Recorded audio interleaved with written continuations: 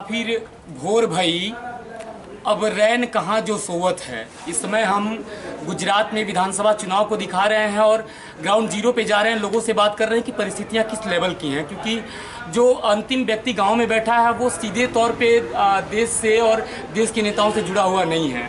इस समय कांग्रेस पार्टी के हमारे साथ में जिग्नेश भाई हैं और जिग्नेश भाई से हम बहुत सारी बातें करेंगे। जिग्नेश मेवानी नाम है इनका और ये वडगांव से इंडिपेंडेंट उम्मीदवार के तौर पे जीते थे 2017 में और 95,000 के आसपास इनको वोट आया था। तो एक विस्तृत साक्षात्कार करेंगे और जानने का प्रयास करेंगे कि जो बनासकांठा है और जो इनका वडगांव है उसमें कौन कौन सी अभी कमियां रह गई हैं और आने वाले समय में इनको क्या लगता है कि उस पर कितना काम करने की आवश्यकता है।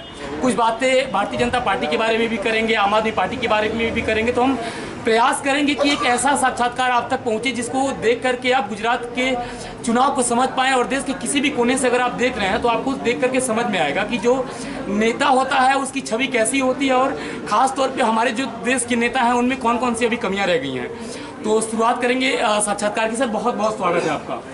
सबसे पहले तो मुझ में बहुत कमियां रह गई जी, और कोई भी सच्चा नेता जी, आजीवन विद्यार्थी है। यदि आपके अंदर ऐसा अहंकार आ गया जी, कि मुझे सब आ गया तो ये गलत चीज़ है।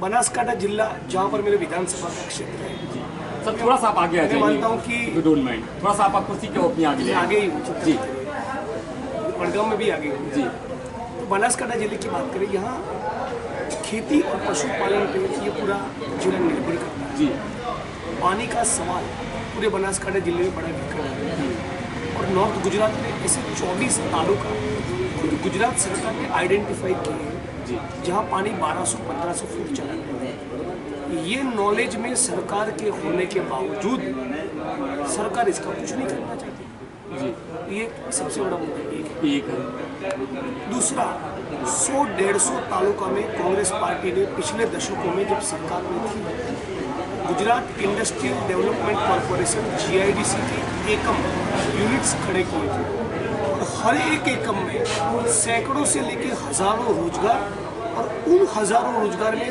हजारों एकम में लाखों लोगों को रोजगार मिला। पूरे बनासकांठा जिले में एक को छोड़कर बाकी की 13 तहसील में GIDC के यूनिट्स नहीं, उसकी बहुत ज़रूरत है। बनासकांठा जिला चूंकि पिछड़ा है, मनरेगा का काम जो 100 दिन का है हम व्यक्तिगत तौर पे मानते हैं, प्रयोग के तौर पे उसको 200 दिन का करना चाहिए। तो इस प्रकार के मुद्दे मुझे बनासकांठा जिले में लगते हैं। मेरी विधानसभा वडगांव में मनरेगा का काम इतना बढ़िया हुआ कि पूरे नॉर्थ गुजरात में 200 लोग एम्प्लॉयमेंट रोजगार खड़ा करने में नंबर और यहाँ वडगांव में पिछले 25 साल पुराना डिमांड था कि यहाँ के मुक्तेश्वर डैम और कर्मावत तालाब में नर्मदा का पानी है। आंदोलन करके रैलियाँ करके विधानसभा में सवाल उठा 190 करोड़ का प्रोजेक्ट मंजूर भी करती।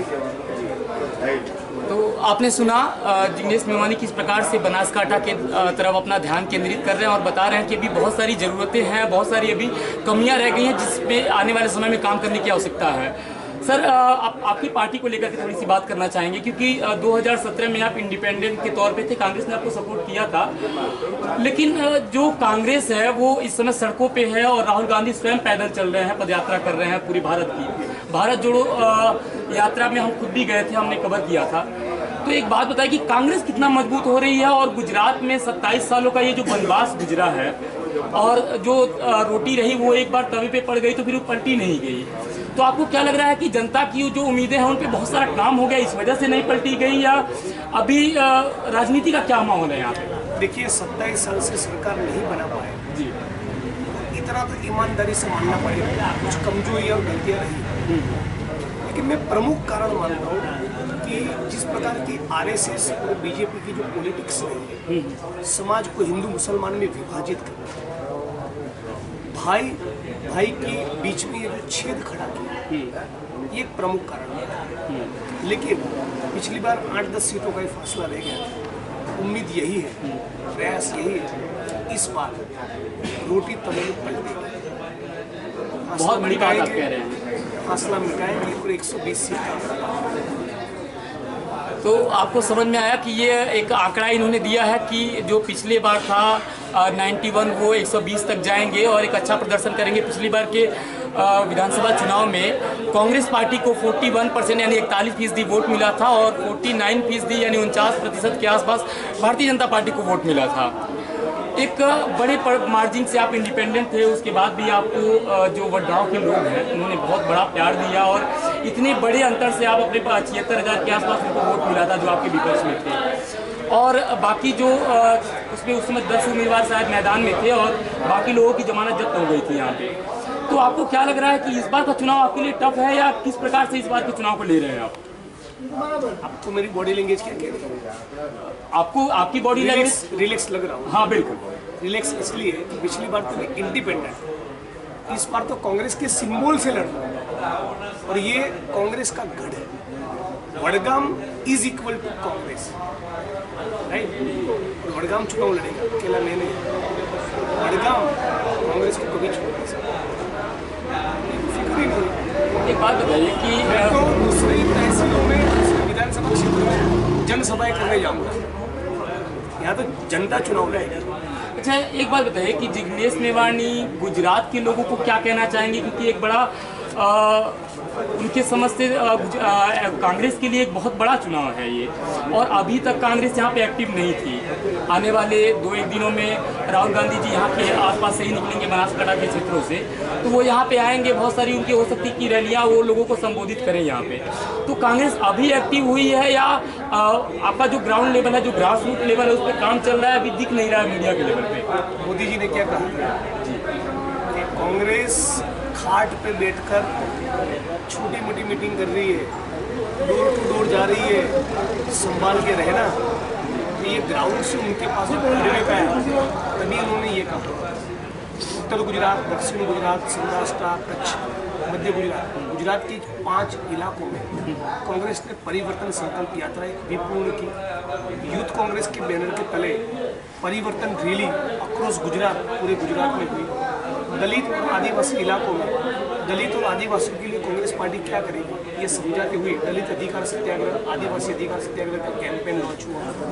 भारत जोड़ो यात्रा का प्रभाव यहाँ पर भी पड़ रहा है, लोग देख रहे हैं ना बदलाव को जी। हमारा नेता राहुल गांधी लड़ रहा है। 2000 पहली बार है कि गांधी परिवार से कोई सड़कों पे पैदल चल रहा है। 2000 किलोमीटर चल रहा है, ये पहली बार नहीं है। कांग्रेस से राजीव जी भी चले, इंदिरा जी भी चली है, पूरी कांग्रेस पार्टी चली। उस समय आपकी कितनी उम्र हो?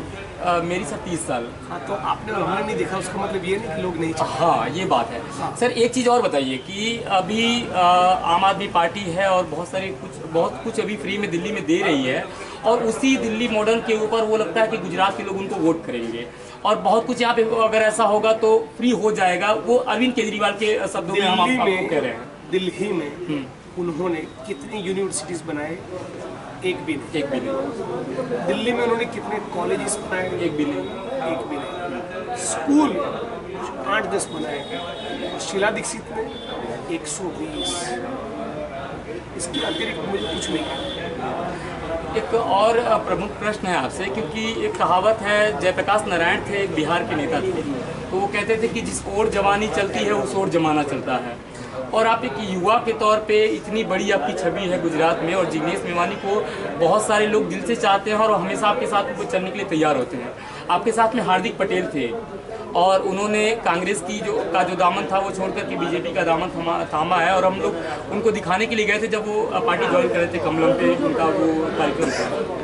तो हार्दिक पटेल जितनी बुराइयां कर रहे थे वो बीजेपी में है, वो बहुत सारी तारीफ कर रहे हैं, उनकी मोदी जी की जो अच्छाइयां हैं वो गिरा रहे हैं लोगों को। भारतीय जनता पार्टी और आम आदमी पार्टी को लेकर के, और आप लोग की आपको क्या लगता है कि लड़ाई किससे है आपकी सीधे तौर पे?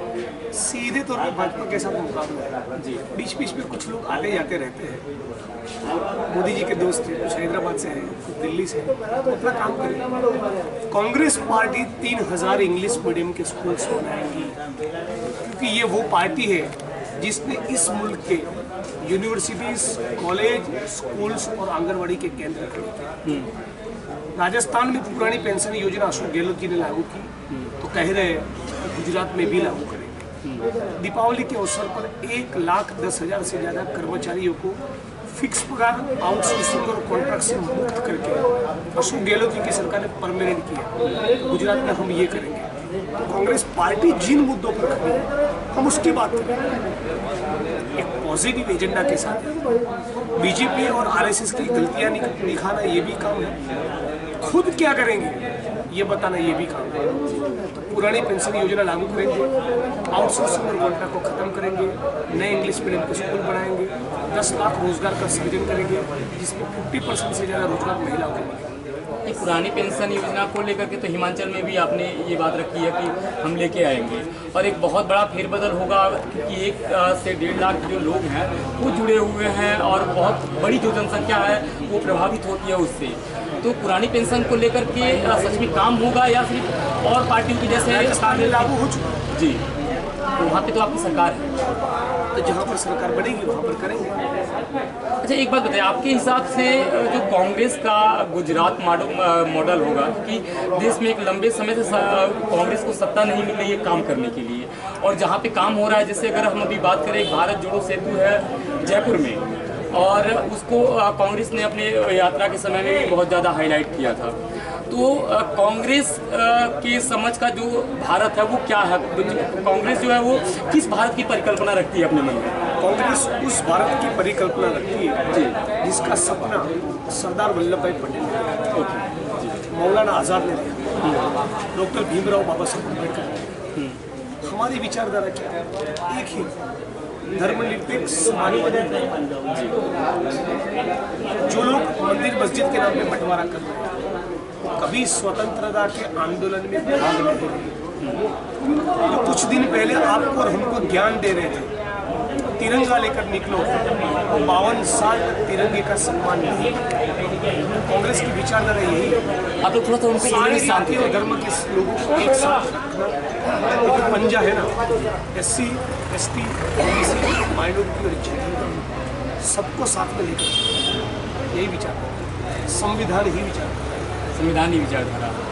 एक विस्तृत साक्षात्कार हो पा रहा है और जितने भी लोग देख रहे हैं, हम एक आपको समझ में आ रहा होगा कि एक जो नेता होता है जो एक मिनट सर, आपको आखिरी के 2 सवाल लेकर जाना पड़ेगा, मत क्षेत्र में थोड़ा घूमने के लिए जाएंगे। जी जी सर, अभी 5 मिनट और समय देंगे हमको, और वो देखिए सवाल इतने सारे हैं भारत के पास कि सवाल ही सवाल है, जवाब देने वाला कोई है नहीं, और जो जवाब दे पाता है उससे बहुत सारी अपेक्षाएं होती हैं कि वो जवाब दे, क्योंकि समाज चाहता है कि जो नेता हो वो जवाब दे हो। अभी क्या है? हाँ एक मिनट सर, एक चुनाव है तो हमारा बोलने का नहीं, सुनने का समय नहीं, तो जनता के बीच में आप जा रहे हैं, जनता आपसे किन मुद्दों पे बात कर रही है और क्या उनकी परेशानियां, क्या कहना चाहेंगे?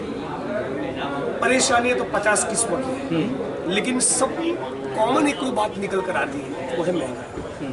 मेरी खुद की बात है, सिटिंग एमएलए विधायक, मुझे ही महंगाई बहुत परेशान कर रही है। पेट्रोल हर रोज गाड़ी में डलवाना अपने और अपने टीम में बड़ा दिक्कत का काम है। तो जो मजदूर है, या कोई विधवा बहन, या कोई फैक्ट्री का मजदूर, या कोई दिहाड़ी मजदूर, उसके साथ क्या बीतती है? तेल का डिब्बा महंगा, गैस की बोतल महंगा, बच्चों की फीस महंगी, दवाइयाँ महंगा, किराना महंगा, पेट्रोल डीजल के दाम महंगे। महंगाई ही सबसे बड़ा मुद्दा है। दूसरा मुद्दा है बेरोजगारी।